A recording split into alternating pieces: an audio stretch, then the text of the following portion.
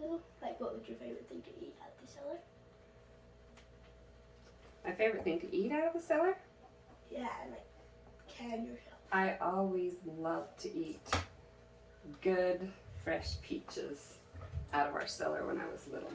We had the best peaches, and we'd go and pick them from the orchards. Our family would go gather up bushels and those old bushel baskets. You guys probably don't remember them, but they fall apart kind of. Usually we had kind of old ones that had holes in them, but we'd go pick them from the orchards, and we'd also pick apples as a family, and then we'd bring them home, and everybody would get together, and we'd have a canning party, and usually we'd have a couple, like the older people that didn't want to stand on their feet or couldn't stand on their feet much, they would sit and peel, and they could peel like lightning.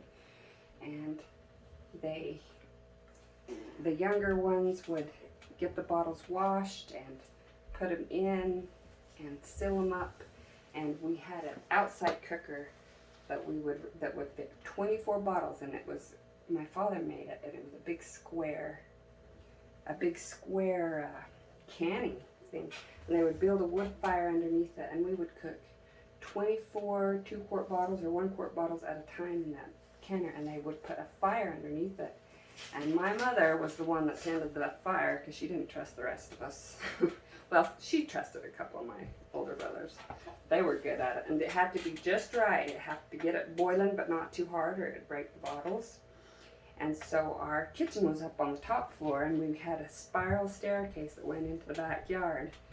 And so when we'd have a batch of 24 bottles all peeled and sealed and ready to go, then she'd call for all the little children, and we'd all have to come in, and we'd carry bottles 2 at a time down those spiral staircases, and don't trip. They were metal. The bottles were glass.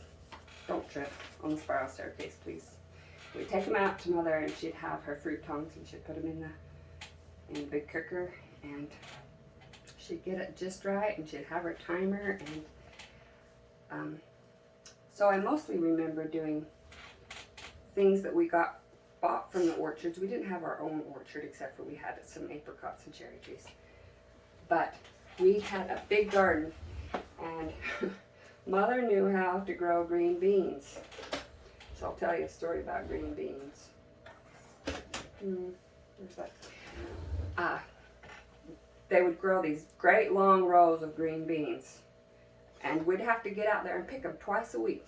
And it got so tiresome. It was always picking green beans, and we were picking 5-gallon buckets of them and bringing them in. And the green beans they actually take quite a while to can, because you have to pressure can them, and and you have to cut off the ends, and they're little teeny tiny. They're teeny tiny to pick, and they're teeny tiny to cut off the ends and trim and put them in bottles, and they take forever to pressure can. And we started really complaining about this all summer long, can the green beans thing, and our garden produced and produced and produced, and we had more green beans in the cellar than we could possibly eat in 100 years, we thought.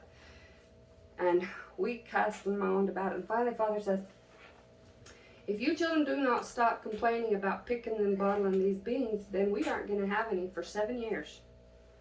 Like, whoa, 7 years, that sounds good. I can deal with not doing beans for 7 years. And we didn't stop our cussing and griping. Well, the next year, when we put in our garden, then somebody had a wild hair that we would put a big load of sawdust, and it would turn into compost and mulch, and it would be good for the garden. And it ruined the soil. It burned it. It got it really hot.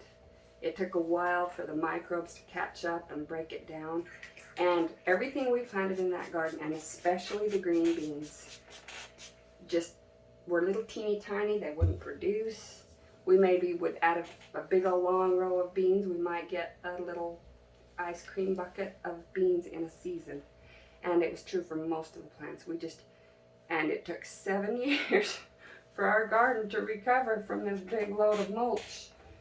That it wasn't mulch, it was actually sawdust. Is this good? Is that what you wanted? It was actually sawdust. So, don't complain about your blessings, or you won't have beans for 7 years.